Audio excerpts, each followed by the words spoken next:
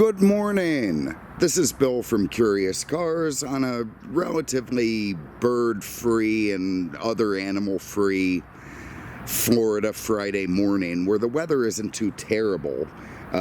We've had an epic winter. Look, I'd be lying if I said it wasn't true. I'd be full of shit.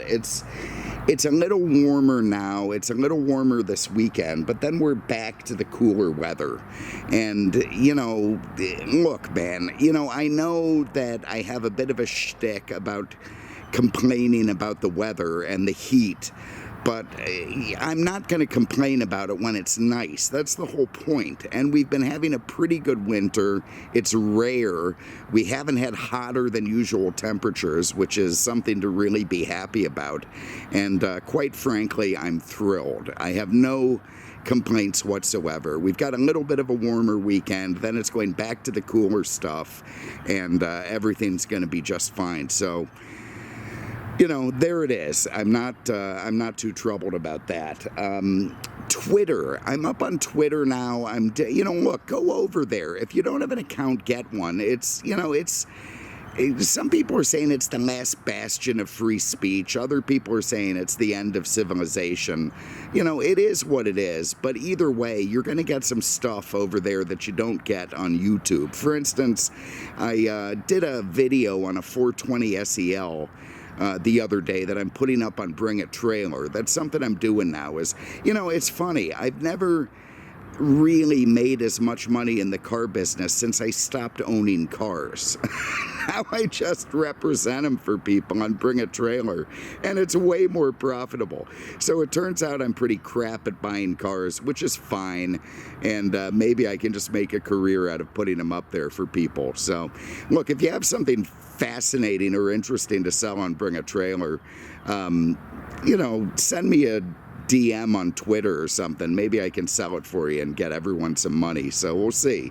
But look, anyway, go over there. I'm going to put a video up on that 420 that I'm not going to put up on YouTube because I've done way too many 126 reviews on YouTube, and it just doesn't make sense. So Penelope, a good friend of mine, entrepreneur. She makes feminine hygiene products and other entertainment stuff regarding, ladies' private regions.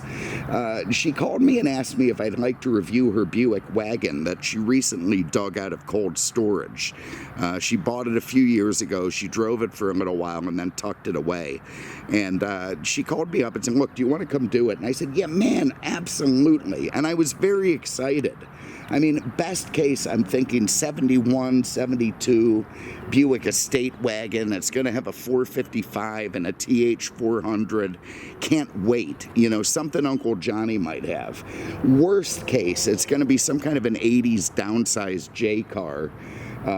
Maybe a Century, but maybe even the 80s full-sized Estate with the wood trim on the sides and, something that I really like. Maybe even a 90s Buick Roadmaster. And I was working at Buick when those things came out, and I absolutely loved them. And so I was very excited. I hopped in my truck. I hauled ass over there. And this is what I find. This modern thing. It's apparently called a Buick Regal Tour X, and I've seen them on the streets. I knew they existed, but it's not what I was expecting from Penelope, and here I am looking at it.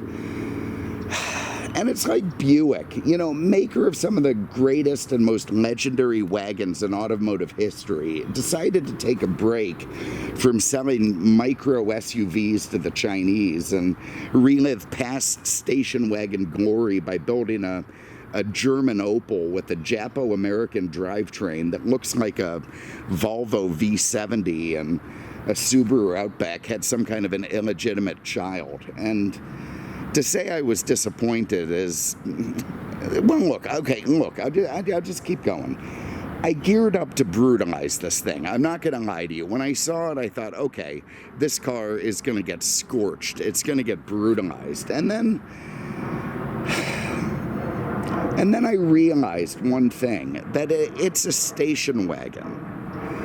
Buick called it a crossover, but it's, they're taking the piss. I mean, it's clearly a station wagon. And being a station wagon, if I just come out and lay waste to it for not being the full-sized, full-frame Buick Estate of the past or some other version, then I kind of run the risk of total hypocrisy. I mean, it would be like complaining about the lovely cool weather we're having. It wouldn't be moral, it wouldn't be true. I would just be doing shtick and not really being honest. Because many times before, I've pointed out how women, specifically women, have destroyed culture and civilization by insisting on ridiculous SUVs over station wagons. And yes, some men, obviously too, specifically the New England types who, they kind of tie their pussy-looking sweaters around their necks and wear penny loafers while walking their champion Borzois. And, those people have kind of destroyed what I think was the great institution of the American station wagon, which is basically no more. And here Buick basically made a wagon, dubious as it all is, and at a minimum, I really better give them some credit for that. So hats off to you, Buick, for going against the grain and giving the finger to the sort of aggressive, middle-aged, well-coiffed blonde women who aggressively drive SUVs around and, want to be realtors if they're not already. And I'll give them some credit for that. They at least built the damn thing, and I salute Buick for at least that much, even if they don't make it anymore. And first up, look, it does have a decent appearance. I mean, I'm not enamored of these pseudo off-road plastic cladding things around the wheel wells that make it look like a weak attempt at an 03 Audi Allroad. I do appreciate the swooping long roofline, which it has. It's kind of a BMW touring-esque profile, and I'll give it some credit for that. It's handsome. Though the grille and lights do look kind of like an angry Park Avenue, which is probably fair because the thing is built by Germans. And, built by Germans it was. To the point it actually has a W for the first letter of the VIN, which denotes German manufacture. And it's actually imported to the United States, which doesn't really shock me because, most Buicks are imported here from China now. If you look at one of those micro ridiculous SUVs they sell, they're like 97% Chinese, and they end up getting shipped to America's Buick, which is absolutely ridiculous. And it just is something that really bugs the crap. I mean, Buick, for God's sake, one of the most storied names in American automotive history, is now more or less just a Chinese company, and it just is one of those things. But here it is. If I have to have an imported Buick, at least it isn't helping the Chinese use TikTok to further their, corruption of our youth. I mean, what have the Germans ever done to anybody? All right. Well, anyway, look, as an aside, and speaking of Germans, I mentioned this last night to my air quote friend, Robert the Polak. I've talked about him before. He's the guy who's in competition with my other friend, Chris, to be the worst human being on earth. And he's doing an excellent job of the competition, by the way. He is just not a very good person. And when I brought up this car, he reacted with this bizarre, intense anger that I wasn't at all expecting. And he's Polish, obviously, Robert the Polak, but he spent a good deal of his formative youth in Australia. It's a purported country allegedly situated somewhere beneath Hong Kong. I think there was some movie in the 80s that, covered it in depth, but anyway. And he said it was the car that killed Holden, which is some sort of alleged Australian car company of some fame. He said it was the car that ruined the Australian dream, that ended the lucky country, that took apart and ruined football, meat pies, kangaroos, and Holden cars. He was really pissed off, and it absolutely shocked me. He said that in Australia there was a war between Ford and Holden. which was owned by GM, Holden was. And a man, the head of a family, he drove either a Falcon or a Commodore, a Ford Falcon or a Holden Commodore. And I suppose it's not unlike the Saab Volvo wars in Sweden. Same kind of thing. But anyway, this was when this platform came out and they turned it into the Holden Commodore. It was a front drive mockery of past glories, and apparently bad enough, he says, to put Holden out of business altogether. I mean, like completely gone, like Saab style. And he was really pissed off about it because, he talked about some, famous bat race or I don't, man, he just Peter Brock. He went on about all this stuff, which was very Australian. That's not a knife. And it just sort of, it just glazed my eyes over. But anyway, it was a big deal to him. And I said, look, even though this is kind of fascinating, I admit, it is about a country called Australia, so it doesn't really matter. And that seemed to calm him down some, and we moved on. But Robert, by the way, is Penelope's chauffeur at the moment. I swear to God, I'm not making that up. He's driving her around. And but anyway, look, that's a story for another day. So we're going to get into this car, but I got to pause for a minute to to relieve myself, but I probably don't need to say that on camera. But anyway, I'll be back in 1 minute, and we're going to jump directly into this Buick. So bear with me one moment. All right, so back to the car. And look, number one, and I'm going to get this out of the way first, and the most hateful thing I can conceivably imagine is the car has fake tailpipes. You see these dual exhausts, these trapezoidal-looking things on the bottom. I thought, wow, cool, dual exhaust. Yeah, nah, they're fake, and the exhaust exits somewhere underneath the car. Going around to the front, it does have this, very striking and very traditional red, white, and blue Buick badge, very, very American. Except, it does have an American-built engine, theoretically, albeit one that can trace its roots to a collaboration between Lotus in England, Opel in Germany, Saab in Sweden, and GM itself, which, intermittently owned all of them. But then you get into a Japanese transmission behind it, into this trick sort of four-wheel, all-wheel drive, dual-clutch system. But for God's sake, it's assembled in Germany by a subsidiary of a French company. So you've got this Swedish, French, English engine, Japanese transmission, made in Germany by the French. I mean, it's like a nightmare of the World Economic Forum or something. And I mean, what I would absolutely give to have this Flint-built rear-drive Electra back, instead of, this ridiculous sort of ploy of globalization that, I don't know. I mean, it's just one of those things that really bugs the crap out of me. I mean, for fuck's sake, Buick. Is it bad enough everything's made in China? Even your Wagon now is reads like the introduction at the Olympic Games. I mean, it's just ridiculous. But look, it is a wagon. It is a station wagon, and I'm going to keep reminding myself of that because that is what I've been crying for instead of the ridiculous SUVs that roam the street. Penelope, she likes her custom wheels and her blackout kits and her Amazon accessories. She's very famous for that, and this one is no exception. The wheels are German, by the way. They say Rotiform, or, I think it's German for heavy flow, period, or something.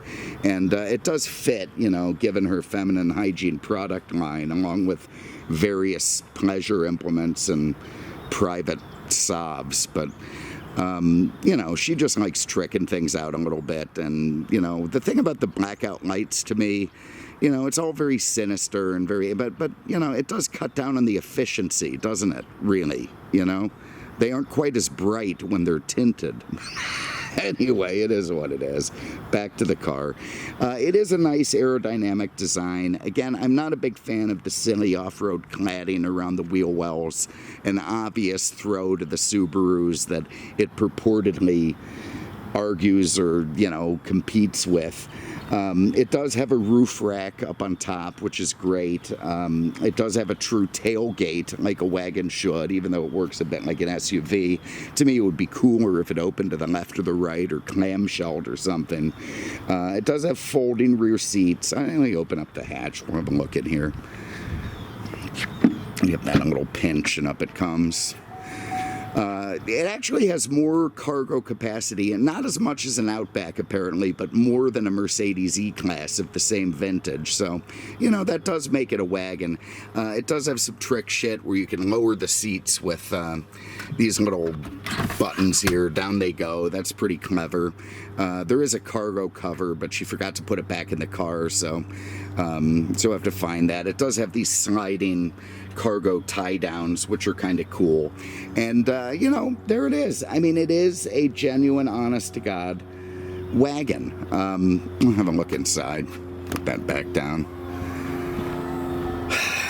So there are the folding rear seats. You've got pretty good room in the back. Your Canadians are going to be chipper enough. They got leg room. They got little pockets here for their Molson, and a little pocket here to put some kind of handgun or switchblade. It's got leather seating, which is cunningly designed to look like vinyl. I mean, it really is. I've never seen leather that's so vinyl-esque in my life. But you know, again, it's black, it's sinister. There's, it looks like a AC plug there if you want to run a laptop, or maybe those are just USBs. I don't know. Let me see. Looks like AC. No, they are USB. So yeah, you got USB outlets in the back. So if you're in the back, you'd be able to plug in your Penelope approved vibrators or whatever it is she has. These rubber mats that she put in there, you see this, they're all over this thing. So you've got them here, you've even got one here. I mean, if I were Joe Pesci in Goodfellas getting into this thing, I'd be friggin' terrified, thinking they'd put those down to do a murder or something and hide all the DNA evidence. Have a look under the hood before we get inside. It's a wagon. It's a wagon. I've been calling for a wagon. I have to be kind of kind. What I would give, honestly, to have opened this thing up and seen some kind of a nailhead V8 with a Rochester Quadrajet going into the Turbo 400. But no, we've got this Ecotech 4-cylinder turbo, 250 horsepower, 295 pound-feet of torque. You know, it's peppy, it's fine, but it's that modern thing where it's about taking a tiny engine, intercooling and turboing the crap out of it, and, you know, making it have at least V6 power, and still keep up with ridiculous cafe standards. So again, it's not the kind of engine that I like. It's not my thing, but I'm sure it's fine for the car. If you look at the VIN stamp back there, there you see the W in the front, denoting German manufacturers. What a weird world that we live in. I swear to God, where, you know, you go and buy a Buick and none of it is made in America. Now that runs through an 8-speed tranny transmission that was built by Assassin. I don't remember, Assassin. It's a Japanese transmission company or whatever. They were going to put the 9-speed American-built unit in it later, but that never happened because COVID came on. In fact, this is a 2020, and there aren't many 2020s made because COVID killed it and basically killed the whole Regal platform, by the way. And now they just make little, you know, tiny SUVs for the Chinese market. And you know, with the 8-speed, you've got 4 more speeds that are necessary. I mean, it's just, what's the friggin' point? The thing never knows what gear it's in. And then the twin clutch all-wheel drive system. Theoretically, that makes it good for wet or snowy roads, but it does nothing for its off-road capability because, you know, it has the same ride height, ground clearance, basically, as a Toyota Camry, not even close to what the Subaru has. And it's extremely softly sprung, the way Buicks are, for a nice ride. So it's just hitting the bumps. I mean, the minute you try to take it off, I read some reviews on it, and a couple of car magazines tried to take it off-road, and it was just so bad they just didn't. So the all-wheel drive thing probably helps in the snow, and the rain, but it definitely doesn't do anything for running the Paris-Dakar Rally or anything. And again, the last of the Regals. The last of them. That was it. No more Regals after this.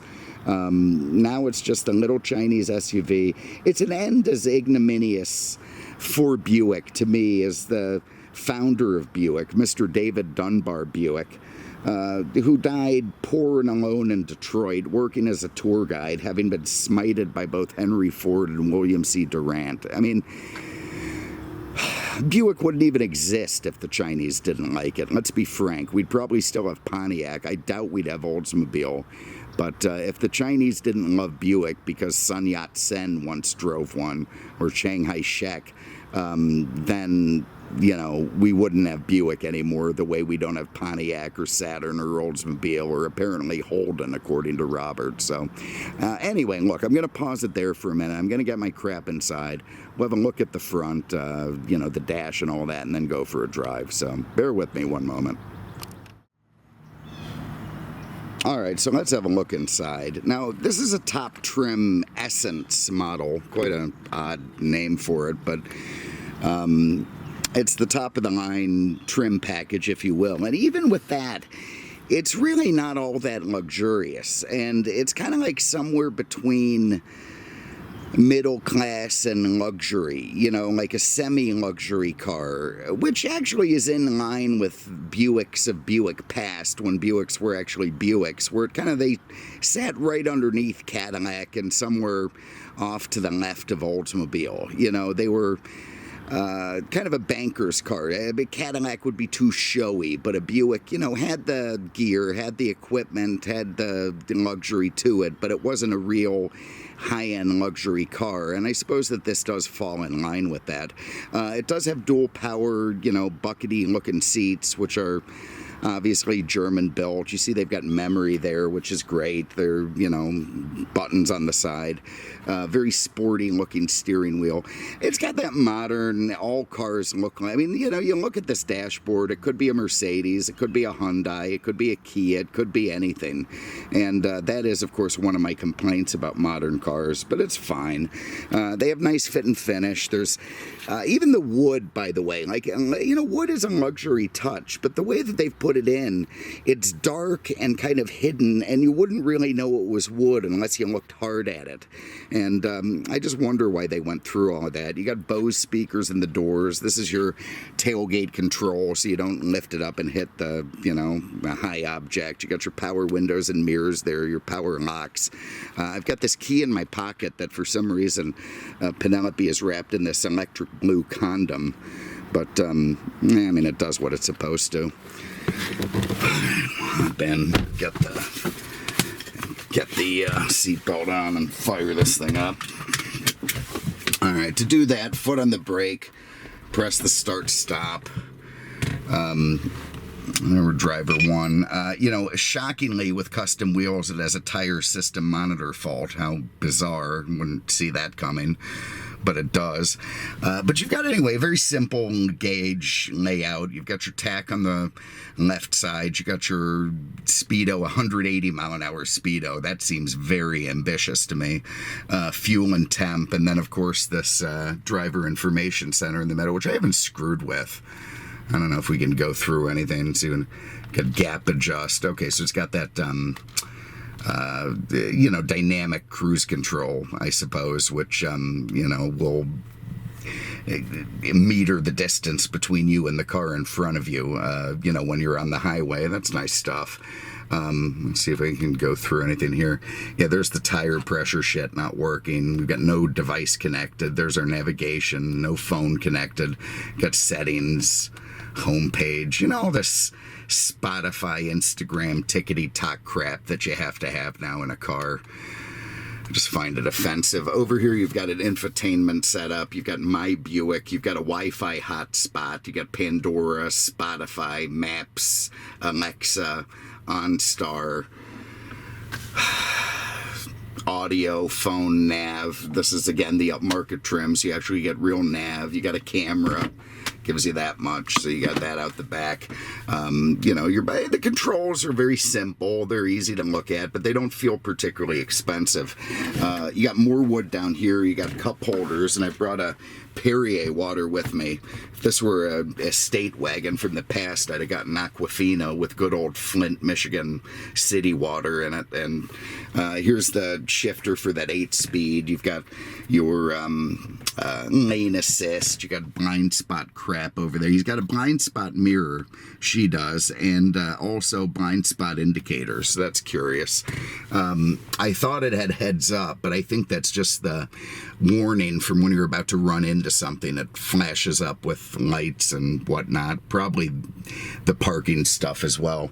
There's a radar detector here with some kind of front-facing camera, dimming mirror. You got OnStar. It's got a big, giant panoramic sunroof, which is nice. I mean, can I pretend this is a Vista roof from the past? Can I? I am. But anyway, there it is. So we're going to say that it's a Vista Cruiser with that big pano roof. You got another little spot here to put crap. You've got a center console with compartments. I think this is a phone charger, some USBs. This is apparently made to hold some sort of small hand. I'm not making this up. Penelope likes her handguns.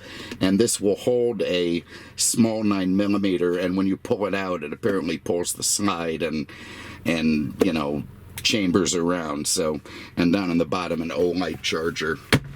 She does love her Amazon accessories. You got a glove box, you know, it is what it is. If I wanted to manually shift through the gears, I could do that. I could go over here and bang my way through all 8 speeds, which I couldn't be bothered doing. You got a multifunction wheel with all this stuff on it, and not even gonna dick with the radio. Let's just go for a drive. And again, I mean, I sound crabby, and I am crabby because, you know, it's just a modern car, and I don't like modern cars. I do love, however, station wagons, and they did try to make a station wagon, so I have to give them some credit for that. Anyway, let's see what this 4-cylinder's got. Yeah, I mean, it sounds like some kind of supercharged chainsaw. You know, 250 horsepower is basically the same as a 87 Corvette. So, you know, it's peppy. There's no doubt about that. They've, you know, created this little teeny-tiny engine that puts out power in the modern way. But, you know, how long are these things going to last, man? When you take a 2-liter engine and you pump it out with turbochargers and intercoolers to, you know, V6 or even old V8 figures, how long is the thing going to last? It's being stressed, you know. It's like, you know, if you have a boat, this is a famous old boat thing. You have a 19-foot boat with a 250 on the back. Well, you don't have to tax the motor much to run it. You put a 115 on the back, you're going to be firewalled all the time to get where you're going, and the motor doesn't last as long. And I feel like it's the same thing with these modern little engines that are designed to give you, you know, enough power to feel like you're not really unsuccessful in life. So now it does have a nice Buick ride, even with these aftermarket wheels. It's very softly sprung. The brakes are good, there's no question about that. The steering is nice and precise. It's probably electric. Who knows, maybe it's just rack and pinion, but you can tell it's sporty. There's not many turns lock to lock on it. It goes where you point it. It goes down the road nice. Nice enough. I could, you know, I mean, I could see cruising this thing, driving it and feeling halfway happy. Who am I kidding? I'd be miserable. I'd be absolutely miserable because, again, it's not the wagon I want, but it is at least the wagon that they tried to build, so I'll give them that much. You know, you got your Buick badge face, and you could be driving through Shanghai right now, or anyway, there it is. Then look, this is a 2020 Buick Regal Tour X. Again, I'm going to give them some credit for making a station wagon like I've been asking for, like I've been begging for. Definitely not an SUV. They call it a crossover. They're full of crap based on ride height, based on all obvious feelings. It's a station wagon, and you know, they did build it. Even if it's gone now, they did build it, and COVID screwed the whole thing up, apparently, like it did every other friggin' thing. You know, that's why I didn't do a history of 2020. I mean, honestly, who the hell wants to relive that? We'll just let that one go. So anyway, there it is. I'll do a little highway cruise on my way to work. But otherwise, what's the point of of the test drive? It's just, you know, like every other car on the road. It just feels the same. Thank you for having a look. Really, really appreciate it. Try to have some more stuff coming up, and we will see you with the next one. And please don't forget, run over to Twitter, man. I'm going to start releasing video. I'm telling you, I'm not an Elon Musk fanboy. I don't like Teslas. I never will. But I do appreciate that platform does seem to have much more free speech. Even the bad stuff. I celebrate all of it. You know, that's what America was built on, was people saying whatever the hell they wanted to say without getting canceled or thrown in jail. So it's a good thing. Disagree if you will, but I think it's a good thing, and that's why I'm over there and not on Assbook or, you know, some other site. So thank you very much for having a look. Really appreciate it, and we will see you with the next one. Take care.